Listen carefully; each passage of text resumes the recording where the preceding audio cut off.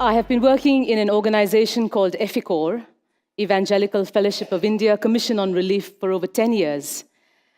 And in the past 3 years, I've also been involved in the Micah Challenge India campaign. And in our work with EFICOR, we work with the poor. And we bring changes. And I've visited many villages where we've seen positive changes in the community, justice being brought about in the community. But when I look at India, there's still so much that needs to be done. There's so much poverty. There's so much injustice still around. And with the Micah Challenge campaign, when I was involved in it, we used to have programs for church leaders, for Christian leaders. And every Friday, I used to send out an email to over 1,000 people, 1,000 Christians in India, urging them to take action on different issues. And at one point, I became tired and frustrated because I was trying to do so much, and yet not much seemed to be happening. And so one day I was traveling to work. In India, in Delhi, we have a 3-wheeler called an auto rickshaw. And I was traveling to work on that, and I was just saying to God, God, I'm tired. I have tried. We have tried so hard. But yet there is not enough change that is happening. And I said to God, God, why don't you do something? Like Superman, come down. You sent manna from heaven. Do some magic. You said you love the poor. You're a God of justice. You can do something and do that. And I was thinking that through and praying that through. And as I was going, the auto rickshaw is a bit slow. And so I was sitting on that, very rickety, smelling all the pollution of the Delhi air. And as we were driving along, all these nice, flashy cars, Mercedes, Benzes, BMWs, your Hyundai and Honda Cities were all, driving past me. And then I felt as if God tell me, I don't need to be there. Look, I have given so much to so many people. I have blessed you, and it is your responsibility now to do something. And then I realized that I shouldn't be asking God to come down as Superman or somebody to come and save the world, but that He's placed each one of us here with many different blessings, with many different resources, and He's given us a responsibility to do something about what is around us. We've already heard from various speakers this morning about how Christians should be involved in justice. And I just wanted to take a couple of examples from the Bible. One of the minor prophets, whom we hardly read, Amos. C.B. Samuel mentioned him this morning as well. And in Amos's time, I don't know if you've ever read it, it's just 3 or 4 pages in my Bible, and sometimes difficult to find it. And in Amos's time, there was a situation of complacency. Israel was no longer attacked. And they were very complacent. There was peace. There was relative peace in their nation at that time. And the rich were becoming richer. But at the same time that the rich were becoming richer, the poor were also becoming poorer. And many poor people were denied justice. It talks about women feasting and wining on fattened calves, people having winter homes and summer homes, while many poor people were dying of injustice and corruption, of wrong measuring scales. But the Israelites at that time were also religious. There was all that injustice, but they were also religious. They still went to Gilgal, they still went to Bethel, and they still offered their sacrifices to God periodically and religiously. And they still made music with their drums and their harps. But do you know what God says? Have you ever read it? Do you know what God says? He says, away with the sound of your music. God says, stop all that noise. The music that the Israelites were playing to worship God was noise to God. He didn't want to hear it. And what does God say in Amos 5:24? He says, but let justice roll like a river and righteousness like a never-failing stream. God was not impressed with their singing, with their celebration, with their sacrifices, because there was no justice. And so the music that they were playing was like noise to him. And he said, I hate is a very strong word, I despise your religious festivals. But he said, let justice roll on like a river. The same thing in Micah.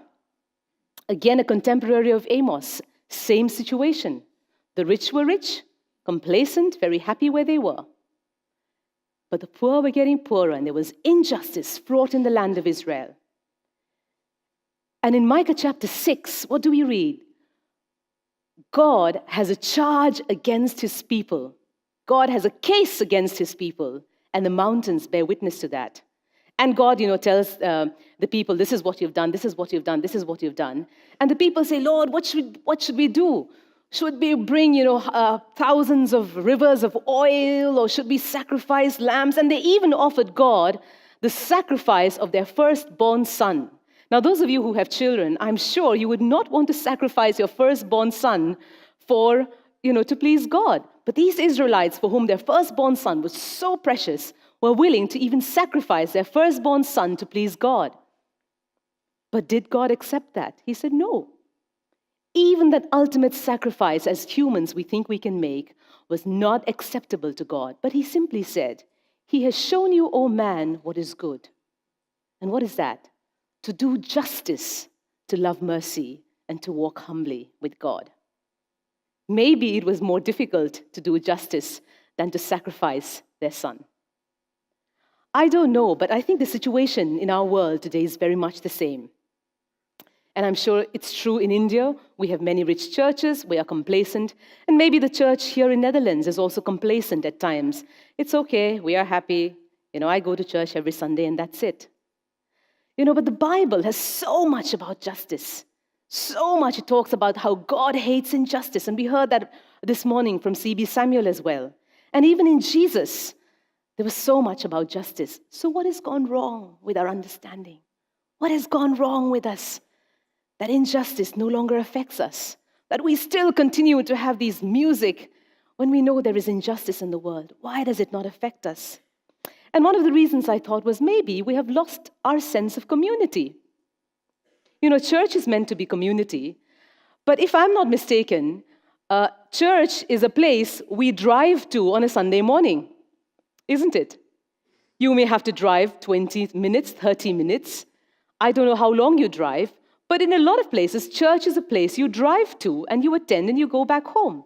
So where is the sense of community in that? Who is the community? Who is my neighbor? And then the other thing that struck me was maybe we have lost this sense of being the body of Christ as one body. I attended a conference once. It was about HIV and AIDS. And this was a few years back when HIV and AIDS was a very, very big issue in the whole world. And this was a Christian conference in which one person working in UNAIDS was invited to speak as well. He was not a Christian, and he was from a European country. And he challenged the Christians there, all of us sitting there, saying, you Christians believe in the body of Christ, yet you do not practice it. And so we were a bit taken aback. And he said, in the country where he came from, they had invited church leaders to come with his organization to an African country where many, many people were dying because of HIV and AIDS. And he said, as a body of Christ, which you call yourself, we thought that there would be many church leaders willing to minister and see to another part of the body of Christ in Africa that was suffering and hurting. And he said, to his great disappointment, only very few church leaders even took that option up. They did not have time. And he said he was shocked. Yesterday, I wore shoes that made my feet very uncomfortable and hurting, so I was hobbling along as well. If one part of the body hurts, it affects the whole body. And yet many people, many church leaders, did not have time to visit or see another part of the body of Christ hurting. I wonder whether we are in that situation. In our, at Eficor, our passion is to teach people from their basis of faith to act out in justice. And we do a lot of training and awareness programs for church leaders. And when we tell them about this God of justice and his passion for justice and how we must look after the broken, the hungry, the dying, the widowed, many people say to us, wow, I didn't know about this at all. I had no idea that this was written in the Bible. I don't know if you are like that, but many people will say, wow, I never read it. Whether it is looking after or responding to the poor in acts of justice, or even the injustice that we do to God's creation. Church leaders will come back to us and say, we never knew this. And in one of our training programs, we also ask church leaders and pastors, supposing you were going to prepare people for baptism, what would you tell them as you prepare for baptism? Now, you can think of it yourself. Somebody is going to be baptized in your church or a new believer somewhere. What would you tell them? Usually, the answer is we would teach them about how to, that they should attend church regularly, they should give up their bad habits, they should look after their wife and children, they should come to church regularly. Those are the things we would tell. And that's very common. Every pastor's workshop, we do this. That's the same answer we get. And then we challenge them. And I challenge you with this. What is written in the Bible about how John the Baptist prepared people for baptism? And this is what it says in Luke chapter 3, verse 10. When people came to John the Baptist for baptism, he called them, you brood of vipers, and all those filthy language. And then they were like, what should we do? We want to be baptized. What should we do? He didn't say you must attend church regularly, you must give your tithe, you must be good to your family, you must observe all these things and be good Christians. This is what John the Baptist said when they asked, what should we do? The crowd asked. John answered, the man with 2 tunics should share with him who has none, and the one who has food should do the same. This is baptism preparation. Tax collectors also came to be baptized. Teacher, they asked, what should we do? Don't collect any more than you are required to, he told them. Then some soldiers asked him, and what should we do? He replied, don't extort money and don't accuse people falsely. Be content with your pay. Did you ever know that was in the Bible as baptism preparation? All those acts of justice. If you have 2, give 1 to the other. Don't be corrupt. Don't extort money. Don't do acts of injustice. There is a song in my language. I'm from Mizoram in Northeast India, and there is a song that we love to sing. And the song goes something like, when I get to heaven, Jesus is going to ask me, how many souls did you bring to heaven? And how many souls did you save? How many people did you bring to the Lord? And sometimes I feel a bit uncomfortable singing that because I cannot number the number of people. I cannot, count the number of people that I have brought to Jesus. Maybe I have impacted their lives, but, how do I account, Lord? I'm going to be, when I get to heaven, I'm going to get very bad marks because Jesus is going to say, well then, Kuki, how many people did you bring to Jesus? But actually, if you looked at the Bible carefully, there's only one record of what God is going to ask us when we get to heaven. When Jesus taught his disciples about the sheep and the goats, he didn't ask them, how many Christians did you make then? How many baptisms did you conduct? He didn't ask them that. He separated the sheep and the goat and said, you fed me when I was hungry. You gave me water when I was thirsty. You clothed me when I was naked, and you visited me when I was in prison. That is how he separated them. Think about it as you go on. And in our work with communities and churches, it's been exciting that there has been change, because change is possible. The problem may be overwhelming, but change is possible. And the first story that I can remember when Eficor started our training and motivating leaders, the first story that I can remember, I don't even know the name of the lady, the village, or where they did it, but I know it was in Orissa in eastern India. And they said that they had a program motivating the church to do acts of justice. And this is not a rich church, this is a poor community. And in that church, one old widow, she had no money to give. And yet she wanted to do something. And she brought a bag of 1 kilo of vegetables. And she said, this is what I can offer as my act of justice for the community. And that example has always remained in my mind. She had very little, and yet the very little she gave, she was willing to share. And I know of another pastor in Patna, in Bihar, again in eastern India. For him, preaching and evangelism was the only Christian thing to do. But after becoming aware of, of this God of justice, he realized that near his church, there were HIV positive people. Before, they never bothered, because these HIV positive people, it's because of their bad behavior that they're positive. They should become Christians, and then we will help them. That was the kind of attitude they had. But after his mind transformed, and God transformed him into thinking more holistically about mission, he went back, preached that in his community, and his church is adopting many HIV positive families and welcoming them as a community of justice that we've been talking about. I know of another person called Rajkumar. He was recently trained by Epicor. And he went back after being motivated. And he went back and he started, he visited a leprosy colony. People affected by leprosy were living just very near his church. And the funny thing is, he never knew they lived there. All along, he was staying in that town for many, many years. He's a young man in his 20s, and he had never known that leprosy colony existed there. But he went, after being trained, he saw with different eyes, and he knew those people were living there, and he went and visited them. And he visited them at a very good time, because that was the time when the government was evacuating them and saying that they had only 2 days to take all their belongings and get out of that place because the government was doing some other project over there. And him and his church then said, that's not how it is done. We should help these people. And there were about 30 families. And then the church got together, and with the community that was living there, they staged a hunger strike. For 2 days, they staged a hunger strike. They got government officials. And finally, the government officials came. This was flashed all over the newspapers in that city. And the church members actually made those banners that the people were holding. And the government officials then came and said, yes, what is happening is wrong.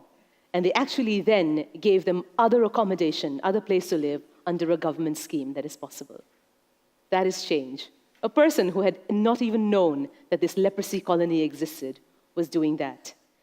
In another case, in Uttar Pradesh, this church pastor went through one of our trainings and was really motivated. And he went back to his village and he saw the injustice that was going on over there. Drinking water that should be available to everyone was not available. And so he filed what is called an RTI. In India, we have this new, really nice tool called the Right to Information. If something is not happening, you can file your right to information, and then you can get a response from the government. Now, let me tell you that many Christians in India will not do those acts. Because in India, we say, we Christians are very small. We don't have a voice. We cannot do anything. But now there are churches, there are pastors that are doing this. And he filed an RTI and was able to get a lot of benefits that was due already to those villages. You don't need to pour in lots of money. You just have to motivate people to do what they're meant to do. And that is what is happening. We also challenge pastors on environmental injustice.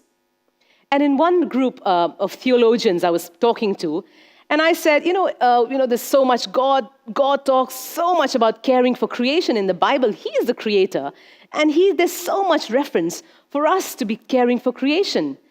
And we go through the whole Bible and, different aspects of it, and we look at it.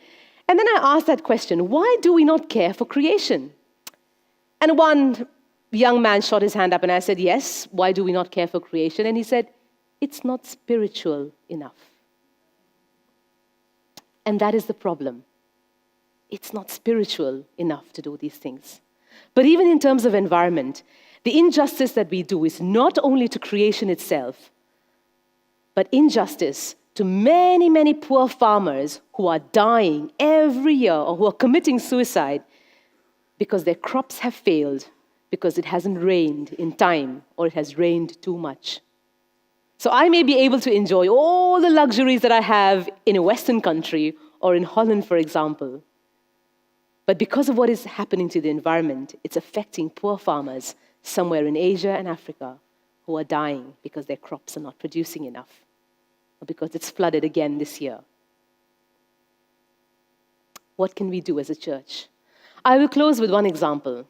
My topic for today was Real Church Brings Justice. And I want to introduce you to a real church. This is in East India, in Orissa, in Kandhamal district, where there was a lot of persecution of Christians. Many Christians were persecuted, their houses burned, churches broken down. And we had a lot of response, I think, even from Netherlands, to help these Christians who were suffering there. And I went and visited one of these villages. We went. And one particular village, the image has always struck in my mind. And this was a church that had been broken down. It was a very nice building, with a steeple like you would have in a church. And the building was broken down. Obviously, they couldn't worship there anymore. But in the compound, where there's space in front of the church building, there were the members of the church, and the government had pitched tents for them over there, and they were living in those tents. And I looked, and I said, there is the church building, and there is the church of God. Which is the real church? And these people had suffered, and yet they were being helped, they were being ministered to by many, many Christians and other people across the world. And they were living there they were staying there as a living symbol of justice. Justice that was done because somebody else responded. The church was not the building that was behind them, made of brick and cement. The church was still there, living. And the challenge that I want to leave to you this afternoon is, what church do you come from? Is it a church that is made of brick, mortar, and cement? Or is it a church that is living and active, that wants to put its faith into action and wants to make an impact and act for justice? Because we serve a God of justice. Thank you.